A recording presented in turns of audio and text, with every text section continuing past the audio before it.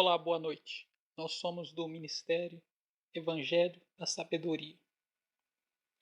Gostaria de falar uma meditação a respeito do versículo onde Cristo afirma que todos nós passaremos por aflições. Então, ele disse aos apóstolos: no mundo tereis aflições, mas tendes bom ânimo. Eu venci o mundo. Aqui ele está dizendo que todos os que creem nele hão de vencer o mundo, de maneira que a sua vitória sobre o mundo é fonte de nosso ânimo para superarmos e vencermos o mundo com ele. Ele venceu o mundo pelo poder da fé que ele depositou confiando no Deus de Israel, o seu Pai. E confiou em Deus até o último segundo, e disse no jardim da aflição: Pai, se queres, passa de mim este cálice. Todavia, não seja feita a minha, mas a tua vontade. Ali ficou claro que ele estava no jardim da aflição, a aflição que ele disse que todos hão de passar. E alguns passarão por momentos piores, outros por momentos mais razoáveis, mas todos sofrerão. E todos chegarão ao ponto de dizer: Senhor, desvia de mim esta angústia, essa dor, esse sofrimento. Porém, a palavra de Cristo deve prevalecer. Não seja feita a minha, mas a tua vontade, porque assim seremos como ele e venceremos o mundo como ele o mundo venceu. A aflição que todos passamos é um processo de purificação do interior e da mente.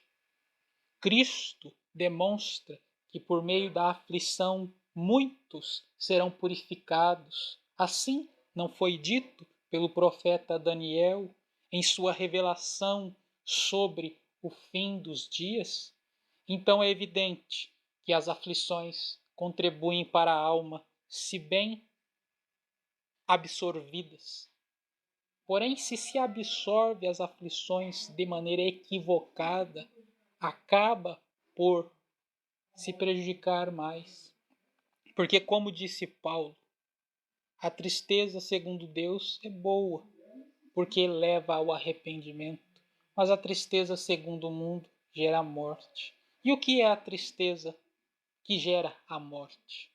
A tristeza que gera a morte é aquela ocasionada pelos desejos vãos da própria natureza humana.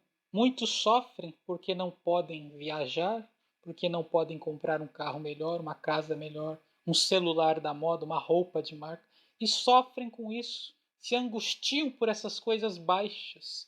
E ao angustiar-se por aquilo que é vil e aquilo que é perecível, o ser humano acaba por se afastar da eternidade, e a sua tristeza constitui um caminho de morte e não de vida. Pelo contrário, aqueles que se entristecem porque erraram cometendo o pecado, e o pecado lhe trouxe males, e ele enxerga esta realidade e se arrepende de tudo que fez, essa tristeza o conduz à vida, e esta é a aflição que nós havemos de superar. E Cristo disse: no mundo tereis aflições, mas tendes ânimo, eu venci o mundo. As aflições das tentações que todos nós passamos, desejos de vingança, de morte, desejos de mentir, de cometer a corrupção e toda sorte de malignidades para que nós tenhamos benefícios sem sacrifício. Todas estas coisas nós podemos vencer. E a aflição da natureza mortal que tenta nos enganar, sim, Porque existe um tipo também de aflição que é uma estratégia da própria mente material para que o ser humano ceda aquilo que é iníquo para se desviar de dores que ele precisa sofrer. Como aquele que pratica uma corrupção para evitar um problema financeiro, como aquele que pratica uma mentira para evitar ser demitido, cometeu o mal e utilizou o mal para se livrar do mal. Mas se tivesse sofrido o sofrimento necessário, seria liberto do mal que praticou, ainda que fosse mais difícil. Porém, adiou o sofrimento necessário e criou um sofrimento desnecessário, o que constituirá uma dor futura, pior do que aquela que Deus havia destinado no princípio para purificar este coração. Mas, como Cristo disse, no mundo tereis aflições, mas tendes bom ânimo. Aquele que tem bom ânimo é o que luta para vencer as aflições, sem delas fugir, crendo que com fé tudo é possível vencer, porque com ele nós venceremos, porque aquele que com ele sofre, com ele reinará. E reinar com Deus significa reinar na eternidade e ter a imagem e a semelhança divina em seu próprio coração. E tudo isso simboliza a promessa mais elevada que Deus fez a qualquer ser humano. O ato de tornar os seres humanos como deuses. Porque disse João em suas cartas: quando Cristo, o Senhor, se manifestar, nós seremos como ele, porque o veremos como ele nos vê. Então aqui um mistério é dito, que os homens que receberem a eternidade, aqueles que perseveram e vencem as dores do mundo com fé, sem recuar, com ânimo, crendo na vitória de Cristo, na cruz, na sua graça infinita, esses hão de receber a divindade e serão perfeitos como Deus. O que podemos dizer, pela lógica, que aqueles que receberem a eternidade serão um tipo de Deus, porque estarão unidos a Deus e a seu Filho. Por isso que a palavra que foi dada aos judeus disse: vós sois deuses, e todos vós sois filhos do Altíssimo. Todavia, pereceis como homens e caireis como qualquer dos príncipes. Aqui ele coloca uma exaltação da figura humana e depois ele coloca uma decadência para a figura humana. A exaltação se dá no princípio que o homem foi feito à imagem e à semelhança de Deus, um filho de Deus e, consequentemente, um tipo de Deus. E depois ele lembra da queda do homem, do pecado, que fez com que a degradação da natureza divina que havia no homem fosse efetivada. E o homem perdeu-se de si próprio e caiu de sua divindade, porque transgrediu os ensinamentos de Deus.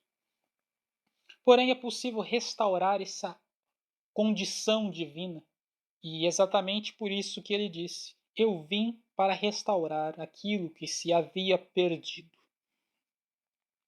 E ele veio restaurar a divindade no ser humano e dar ao ser humano novamente a união com Deus e com o seu Espírito. E em um dos últimos dias dele na terra, ele fez uma oração que comprova esta realidade. E orou dizendo: Pai, ouve as minhas palavras. Não digo que foi literalmente com essas palavras, mas está em João capítulo 17, nesse sentido. Eu não rogo pelo mundo, mas rogo por aqueles que tu me destes. Não apenas por aqueles que tu me destes agora, ou seja, Pedro, Paulo, Tiago, João, os outros apóstolos, mas por todos aqueles que hão de crer em mim pela tua palavra. O Senhor me enviou ao mundo para realizar a sua obra, e eu a cumpri. E agora eu envio eles ao mundo, para que o mundo saiba que eu os amo. E assim, de maneira que como eu sou um com o Senhor, que eles também sejam um comigo e com o Senhor, para que Deus seja tudo em todos, como disse Paulo. E assim fica evidente que Deus deseja unir-se aos seres humanos e Cristo veio proporcionar a possibilidade desta união. E ele colocou todos os seus ensinamentos para que o ser humano buscasse a perfeição e superasse as dores temporais, porque são muitas. São muitas as aflições, aflições em todos os campos. Só que as pessoas não percebem, e quando percebem, se desesperam. Muitos acham que não terão aflições, e outros pensam que as terão, e quando elas vêm, estão preparados, porque foi dito: no mundo tereis aflições. E isso não é dito apenas para aqueles que creem nele, mas é para todos, porque todos na terra sofrem em algum ponto ou algum momento da existência terrena. Mas para aqueles que receberam a fé, porque a fé não é de todos, mas aqueles que receberam a fé da parte de Deus e que amam a Deus e o buscam, esses vencerão com ânimo, sabendo que como Cristo venceu, nós também venceremos. Meditem sobre esta palavra e coloquem em prática a confiança em Deus. Lembrem-se do jardim da aflição de Cristo no Getsemane, onde ele orou a Deus, pedindo que Deus afastasse dele o sofrimento. Mas ele sempre, como Deus que é, estabeleceu que a vontade do Pai era superior à dele. Porque, como ele disse, o Pai é superior ao Filho. Então, a vontade do Pai é que deve prevalecer. Pediu que afastasse dele o sofrimento, mas ele sabia que ele ia sofrer. Ele aceitou o seu sofrimento, porque era a vontade de Deus. E aceitando este sofrimento, venceu pela fé. Porque a dor que ele passou salvou o mundo. Abriu a oportunidade da redenção para todos, como está escrito em Isaías 59, e ele se alegrou com a sua obra depois de havê-la concluído, e viu que tudo o que foi feito rendeu benefício para muitos, e que ele, novamente, recebeu a glória que tinha com o Pai antes que o mundo existisse.